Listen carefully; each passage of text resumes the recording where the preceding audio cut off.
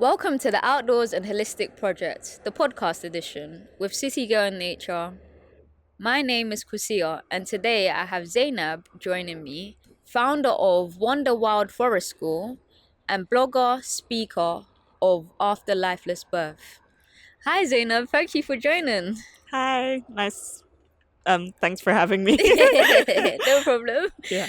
So could you tell me a bit more about, the roles of which you kind of do and what does that consist of? Yeah, so I'm a co-founder of Wonder Wild Forest School, which is a outdoor education social business based in Barking Riverside. I'm also a blogger of Afterlifeless Birth, where I talk about my where I also talk about my experience of miscarriage, and I'm also a blogger contributor at Daughters and Heirs, which is a Christian blog for women. Wow, that's quite a few different Yeah. things there that are all important as well. So you've been on quite a journey, I guess, with all these different roles. How did you and your husband first meet? Actually, because I know we had him on the video series speaking about the forest school. So how did you guys first meet and come up with the idea of actually creating that forest school? Yeah, I mean, in terms of how we first met, long story short, we met in a local church in South London, got married in 2017, and it wasn't, my husband has had a background in early years for quite some time, so in about uh 2023, after we've had our son, we really just wanted to create something that could be a part of our community, that could allow us to spend more time basically with our son as well outdoors, and so it just seemed like the perfect opportunity was to start a forest school locally. That Yeah. makes a lot of sense. I know life experiences definitely can inspire the things that we do and like want to kind of give back to other people too. Because I do, me myself, that's a Yeah. lot of the reason why I kind of do a lot of what I do. You also mentioned Daughters and Heirs that you're a contributor. Is that a collective, and how does that kind of work in terms of what is the content that you guys blog about and Mm. Yeah, so that's an online blog with contributors from all over the world, and so we're all sort of freelance writers that share blogs on different Christian topics, some that affect women directly, and then just more generic sort of Christian topics as well. So yeah, it's been great being a part of that because I do love to write in my spare time. So it's just an opportunity to write more. I guess now moving on to a more sensitive topic, I'd like to kind of make a disclaimer as well to the listeners as well that this is quite a sensitive topic. Speaking about, I guess, miscarriage. It's something that isn't really spoken about much. Mm. And thank you so much for being open to speak about this experience as well. For you as well, how was that? I don't know. I don't even know if that's the right question to ask because it must be quite Mm. emotionally, physically, and all whole roundedly quite a big experience. Mm. Yeah, definitely. For myself and Junior, my husband, experiencing second trimester loss, which is, the type of miscarriage I experienced, it was an incredibly difficult time. And so I found that, writing about it was my way of finding healing, and also being able to speak about a topic that, happens to a lot of women, a lot of families, and there needs to be more awareness about miscarriage and the effects and on families. And so, I just felt like it was important to share my experience. So is that why you kind of decided to create After Lifeless Birth, I guess? And what do you do specifically with After Lifeless Birth? Yeah, so after Lifeless Birth was basically a almost like an online journal of my experience of miscarriage. From the moment um, we found out our daughter Noah had passed away, to everything from trying again, trying to have another baby, to returning to work, to what not to say to someone who goes through miscarriage. And so I created it to be an online resource for people that unfortunately would have to experience the same thing at some point in their lives, so that they could just search it up as and when they needed it, and hopefully find help and support through that. Yeah. Because there's not really much support that I typically know about Mm. when it comes to miscarriage. So, what kind of support do you know of that is out there? Mm. Yeah, so personally, I came across the Miscarriage Association, which is a big charity whose work primarily focuses on this. And it was through reading through their resources that I felt inspired to share my story, and be a media volunteer as well for the work that they do. So they provide, leaflets that you can access, that gives you various information in terms of the, what you're going through, what you might be feeling, what those next steps might be, to really help, you know, people to feel empowered, even though you're going through a very, very difficult and traumatizing time. You're able to understand your options and choices. So yeah, there's Miscarriage Association. I was also able to access therapy as well, which I think is important. Post experiencing a miscarriage. Thank you for that. And you spoke about writing in particular. Is writing something that you done prior to experiencing this as well? And how can you kind of share how maybe healing that experience that was? Because you did say it was healing, after your miscarriage, but prior to that experience, was writing something that you always done as a therapeutic kind of practice? Yeah, yeah. So, since I was a child, I've loved to write.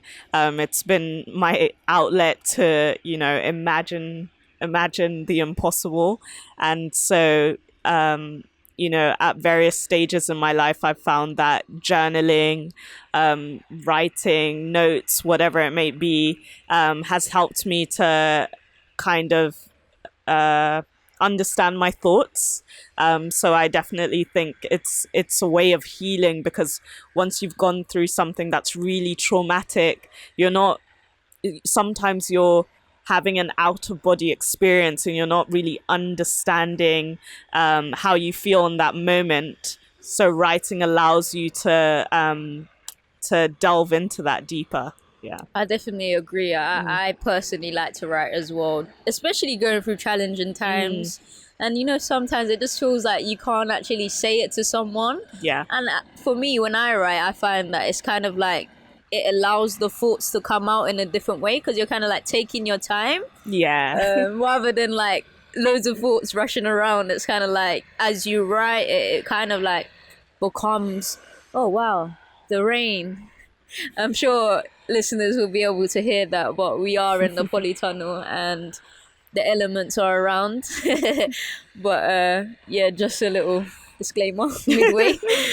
But yeah, no, I really find that it's kind of like as you write, Mm. it's like you're releasing and you're kind of sometimes manifesting, or Yeah.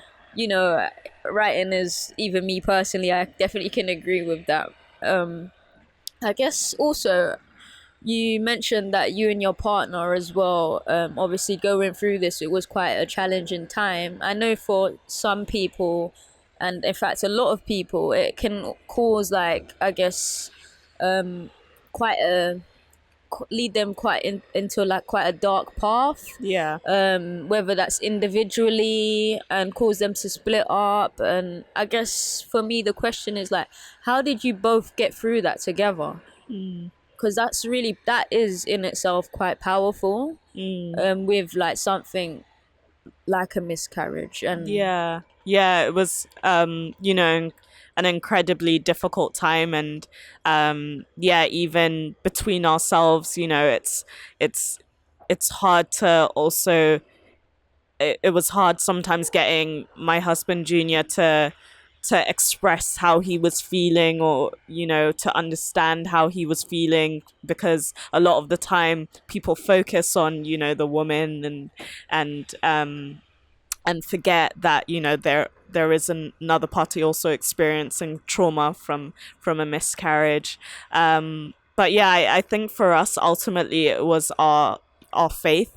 We're both Christians, and so taking the time to pray and to have a community of people around us was essential.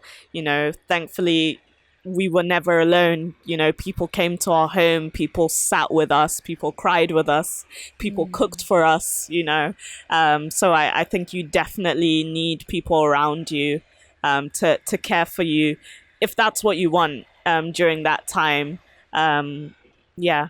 I guess you mentioning that leads on to what I was wanted to ask next as Mm, well, is like, how can people support you in a, I guess, a respectful and a way that can be, you know honoring, their mm, experience of what you guys were facing. mm. How can people kind of approach you, or what's the best way that you would advise someone out there that might know someone experiencing this, or they themselves also from their perspective, how can you ask best for help too, for Yeah. support?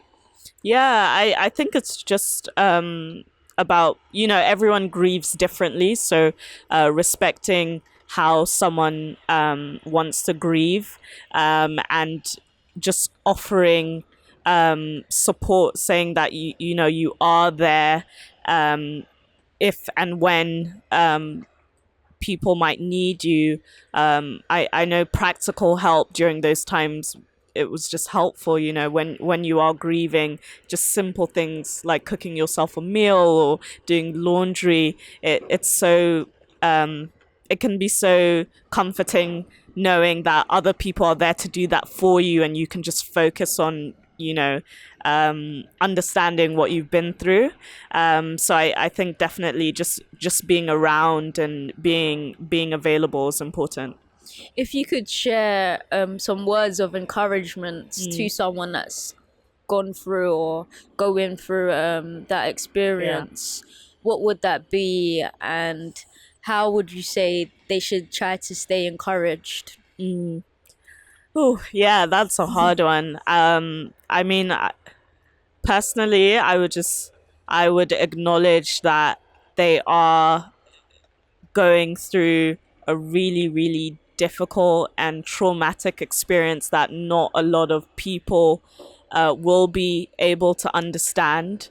But that hopefully out of their pain, you know, something beautiful will come from that, almost like, plants and a garden, and you plant a seed, you bury something, and then out of that grows something new and fresh. And I would just, yeah, I'd want them to hope for that new beginning, that seedling that's going to come from that pain. I guess you spoke already about your son, so there is hope also in terms of your prayers and some of the kind of things that you would have experienced afterwards, as you mentioned about like even trying again. I think you also have a daughter now, right? Yeah, yeah. So, how I guess how has that been as well? And it was after having a miscarriage, did you do anything differently with your body that kind of helped as well in that healing Mm. around your whole experience? Um, Personally, I tried to, I guess, surround myself around positive birthing experiences, because following miscarriage, I was terrified, terrified of loss again. But I came across a company called the Positive Birth Company, and I went through their pregnancy course, and it was really important to feel equipped, to feel like my body was made to do this, and so I could give birth joyfully, feeling empowered, and so yeah, that really helped me. And I'm grateful to say that I've had two really positive birth experiences, and I'm not terrified of birth anymore. I'm actually, excited, happy, and I try to, when I see other, pregnant people, I try to, share my experience and say, birth can be beautiful and exciting, and it doesn't have to be scary and erratic like the movies. Yeah.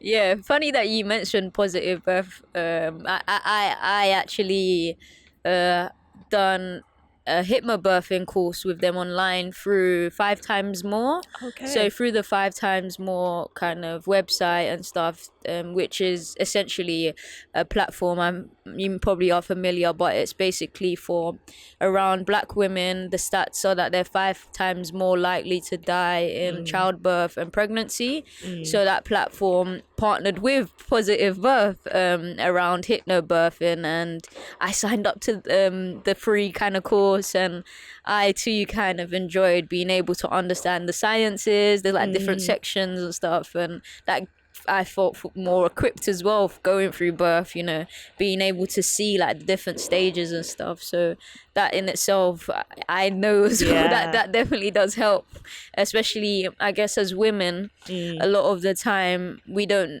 necessarily know a lot about our bodies, yeah. and I definitely didn't. Yeah. And it's not something we're necessarily taught, whether that's in school, whether that's even from our parents or Mm, families. I feel like there's a bit of a lack of knowledge around it, and birth and pregnancy and even miscarriage too. Like they're not really spoken about. And what you're doing is amazing, and around sharing your experience with others, and still, as you say, being positive about it. yeah. Although experiencing, I guess, two different sides of what birth and pregnancy can be like. Mm. Um, but yeah, is there anything you did specifically with your health as well?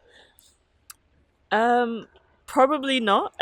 it I mean, the only thing I that stands out in my mind is just being as active as I could be up until giving birth. So I'm that person that walks everywhere if I can, and so up until having my son and my daughter, I was out of my house. And I felt like that kept me strong and energized, and um you know I don't know the science behind it, but everyone says, try and stay active, and so I did, and I feel like that has definitely contributed something to both my birth experiences being positive. You also mentioned earlier about therapy. Mm. How did you go about accessing it, and what do you feel, and how do you feel that the therapy really helped with that journey also? Mm. Yeah, I mean, so I access therapy via my GP, and so I was referred for cognitive behavioral therapy, and although it was further down the line, I did wish I had it earlier, post miscarriage. But when I did have it. I found it very helpful in terms of just reflecting on what I'd been through and how it was affecting my day to day, and you know realizing I have gone through something that's really traumatic, and so I do need to have sort of like coping mechanisms to get through it. But yeah, I mean, thankfully, by the time I'd had therapy, I was told that I'd done most of the work, whether it was through my writing and sharing my story. Those were all aspects that helped me to reflect on what I'd been through and ultimately helped me to heal from it. Yeah. Was there anything around finding the right one for you as well, to the right person to kind of speak to? I wish there was. There wasn't. I didn't have as much, I guess, access to information. So I was just like, I know I need support, so I'm just gonna go for it. I think definitely if I was to go back or access therapy again, that's something, I would look to do, is to find someone that was right for me. Um, but yeah, I just thought anyway, get this therapy out the way and hopefully, grow from what I've been through. I guess also miscarriage, but also in a different way, but similar in terms of loss. Mm, Abortion can be quite a big also mm, topic that's not spoken about a lot. mm, I guess generally my question would be about grief and loss, yeah. and dealing with that. Is there any? I guess I know you've spoken about quite a lot of ways, support and Mm. tips, but is there anything that just like a sentence or just something that you would say to that individual that's kind of experienced that just of encouragement towards them? Mm. Yeah, I mean, yeah, loss is one of those really difficult things. I would say to that person that it's something, once you have experienced loss, it's definitely something that becomes a part of you, but doesn't necessarily need to define you and your everyday experience. You can heal from it, you can grow from it, and it it adds something to you. I've lost children. I've unfortunately also lost my parents at a young age, and it's made me who I am today in a better way. I feel like I can empathize in a way that maybe I wouldn't have been able to if I hadn't gone through what I'd been through. Yeah. Thank you so much for sharing that, and you're so strong. Wow, wow, you are so strong and an inspiration to me anyway. So, becoming a mother of two beautiful children, what has motherhood as a journey kind of brought to you? Mm, that's an interesting question. I love being a mum. I think because of my experience, my kids are so precious to me. Every time I spend with them is so precious, and yeah, I've found motherhood extremely giving, in the sense that I feel stronger. I feel more creative. I feel more driven to do more, because of the kids that I have, and so you know now my life is all about how I can create a space for them to grow and to flourish. And so yeah, I find motherhood really exciting. I guess what some of the lessons it's taught you as well. The lessons.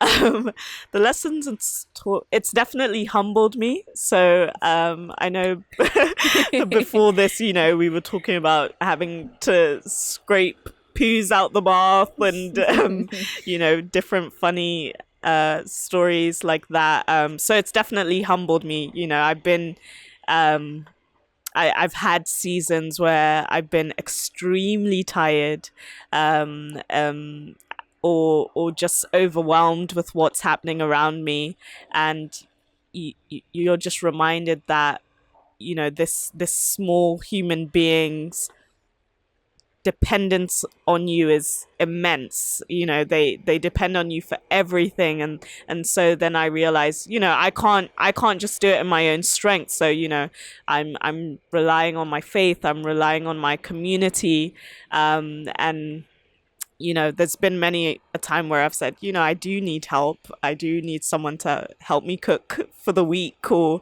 help me do laundry, or, just a friend to speak to. And it's only by, I guess, having a child, I've been reminded that, I am only human. I can do a lot, and it does push me to do a lot, but also I'm only human. Yeah. Those are some big lessons, and definitely can relate to Yeah. relate to them. Your writing work is something that you give to daughters and heirs. Is there something about fellowship, and what does that look like, I guess? Mm. Yeah, I mean, being a contributor to daughters and heirs for me has been, yeah, a great way to sort of um, not only practically practice my writing style, but to be, like you said, among a fellowship of like-minded women, daughters, mothers, career women, and just being able to strengthen each other in our faiths, but also, share our experiences. So as part of Daughters and Heirs, sometimes there are events as well, and being a part of those events has been, yeah, incredible in terms of, hearing how women, have grown in their faith, or grown different through different life struggles as well. And yeah, that can only make you a better person, right? So yeah. Definitely. I've found also, especially since embarking on my motherhood journey, going to older women and other women is like one of the biggest helps. Mm, Before as well, personally, I wasn't tapping into my feminine as much as embarking on this journey. But when I started fellowshipping and being with more women, asking older women, other women, their experiences, wow, it's not just me then. I don't need to isolate this part of me. It's actually what we're all going through. yeah. But yeah, in terms of also the forest school that you run with your husband, what is some of the stuff you offer there? Mm. I'd love to know about that also. Yeah. So yeah, our forest school, I'd say, is unique because we're all about bringing connecting local communities who are in urban environments to nature. And so, yeah, we're in the middle of this community garden space, and we offer young families the chance to learn how to garden and to, plant different types of seeds, and we teach them building skills, teach them how to handle and use different types of tools safely, and also do fun stuff like building fires and building dens, and a great twist, I guess, to what we do as well is we bring in the arts, so storytelling, music, because those are the types of activities that kids can already really relate to. And so when you bring that into the outdoor environment, it's just a great space for fun and enjoyment. So yeah. What are some of your favorite activities, I guess, whilst being outdoors? I know you've said a bit about it already, but what are your like personal favorites? My personal favorites are probably to do with food. So anything that means we get to like cook on a fire has just been, so much fun. Whether it's like making a nice hot chocolate, or pancakes, or I really want to get more experimental with outdoor cooking. So yeah, that's definitely my favorite. Yeah. um I guess your family and you share on Instagram as well, travel and that experiences. Is there any like particular places that you've been to that have really stuck out for you? Yeah, I'd probably say my recent trip to Kenya has definitely been life changing. Just being out there, it really made me see a a slower pace of life is um, definitely something that I'm attracted to, that my husband's attracted to. And, coming back here, you think you have to be a part of this fast paced rat race, but actually, there are places all around the world where people live slower, they eat healthier, they live greener, and you can have that. I think it's a dream of mine, but I'm getting closer to understanding that it's attainable for sure. I guess, is there anywhere also in the UK specifically? I love Kenya too, Oh, by the way. yes. um, so is there anywhere in the UK that you would say as well? Yeah, as a family, we visited Cornwall, and that was, absolutely beautiful. Maybe you can tell I love being by the ocean. So yeah, anywhere by the ocean I love, and so being in Cornwall again was just, beautiful to see the local biodiversity that they've got there, the people, yeah, the art and culture, the history, again, is somewhere that I really loved being. You also share homeschooling online. How did you come about to be into homeschooling? And I guess, and why did you personally decide to homeschool? Yeah,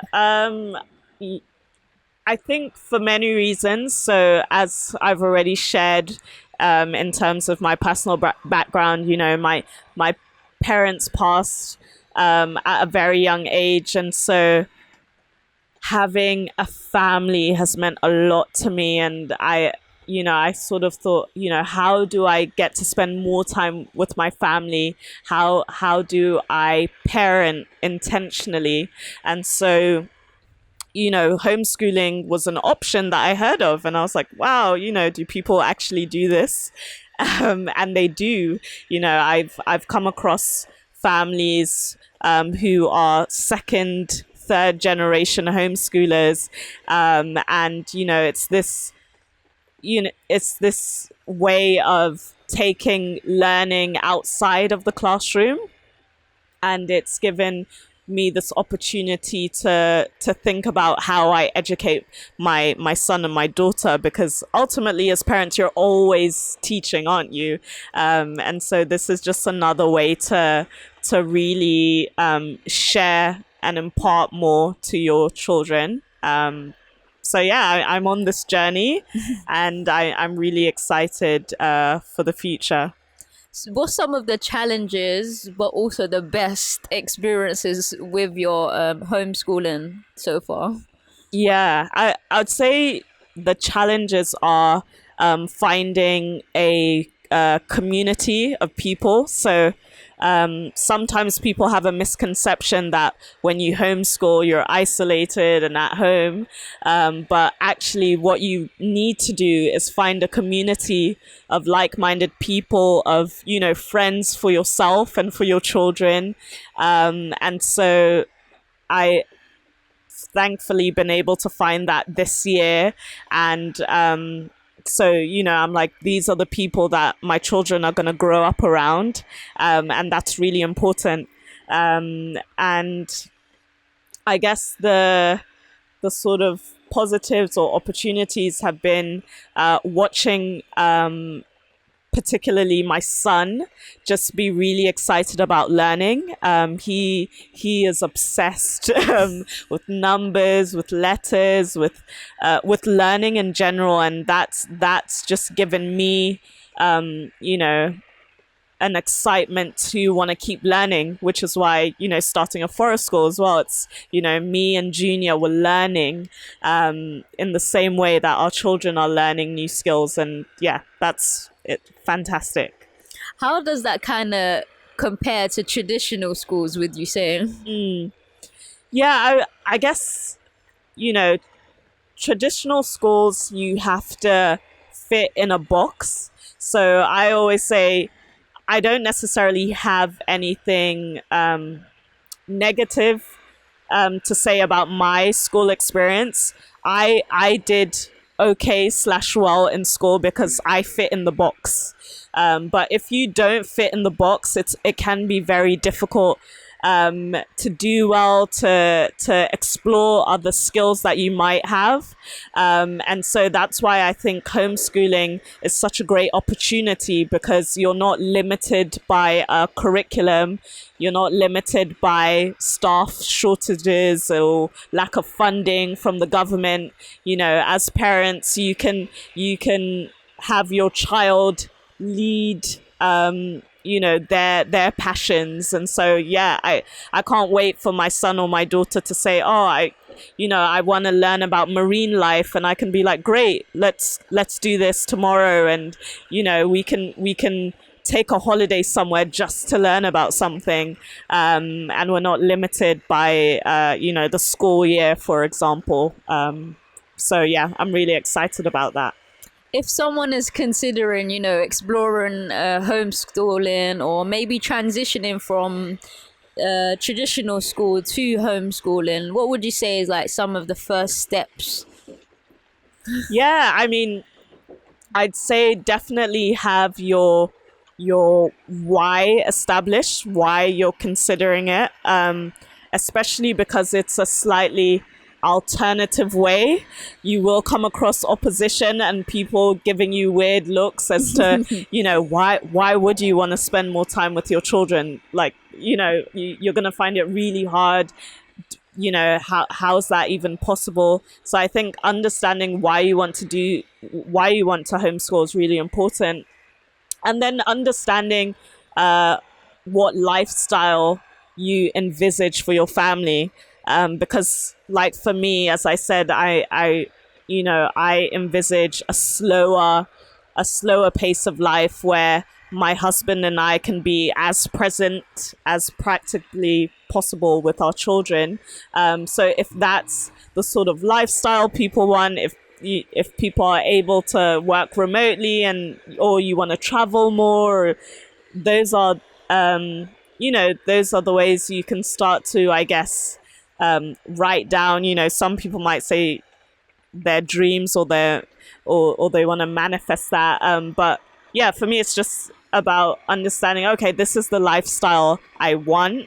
What are the steps I can take to make that happen? Do you personally use nature as a well-being tool, and what does that look like if you do?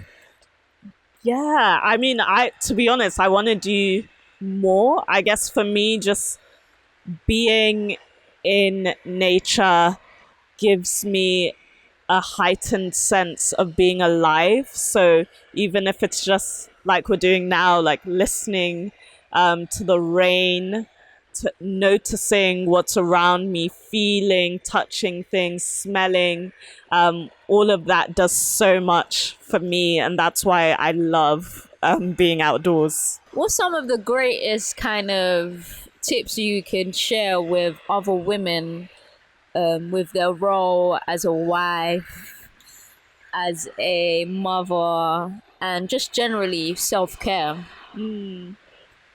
Yeah, I'd say in my very short experience, I've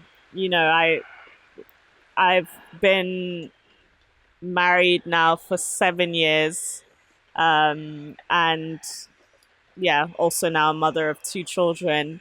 Um, I would say I've just learned that every season is different. So just I'm the type of person that anticipates changes. And so I think when you do that, you can kind of gear yourself up to prepare mentally, physically, practically for changes, and knowing that nothing in life really stays the same. So yeah, that's probably one thing.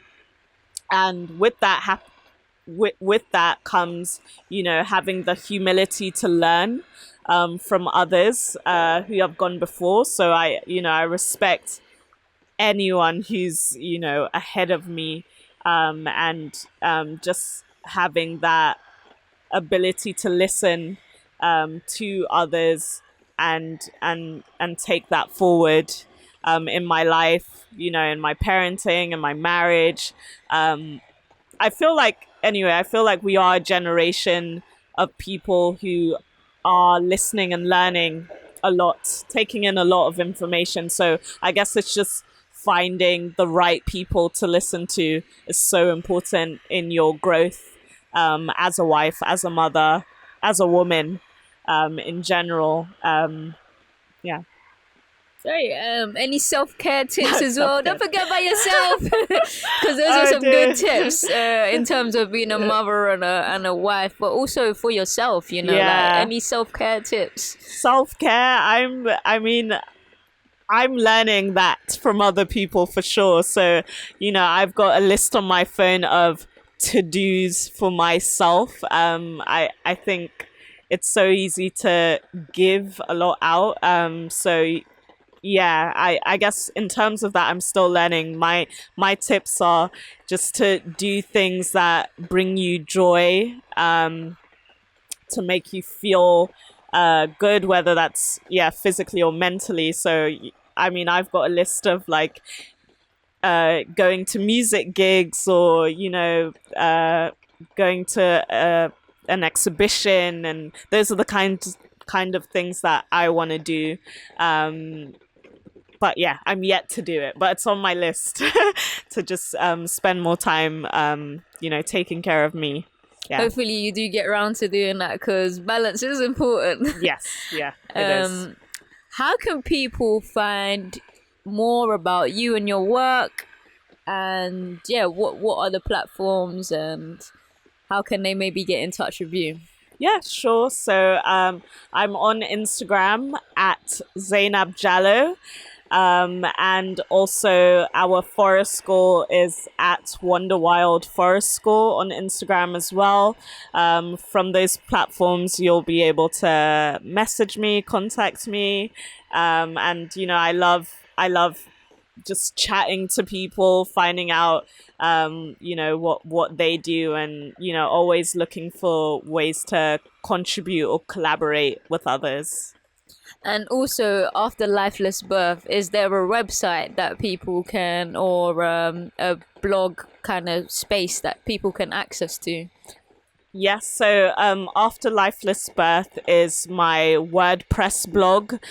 So if you just search that up, it should come up straight away. And that's my blog that focuses on miscarriage. So yeah, please do share or have a read of it. Thank you so much for coming today. It's been wonderful speaking to you. Yeah, thanks for having me. I'm so fortunate to be able to be facilitating this podcast here. If you are able to donate to Paper Garden, that would be truly appreciated to help them give back more to the community.